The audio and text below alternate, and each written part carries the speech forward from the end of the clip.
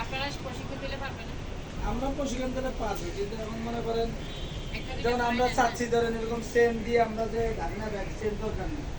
আমরা তো একবার এরকম প্ল্যান করছিলাম কি জানেন, এই ঢাকনা ব্যাগটা এখানে ধরুন ঘুরেই আনতে সেমটা কষ্ট হয় মনে করেন। আমরা প্ল্যান করছি এরকম এখানে ঘুরে না এনে এখানে ফুটা এখানে ফুটা বানাই এখানে মাঝখানে সেমটা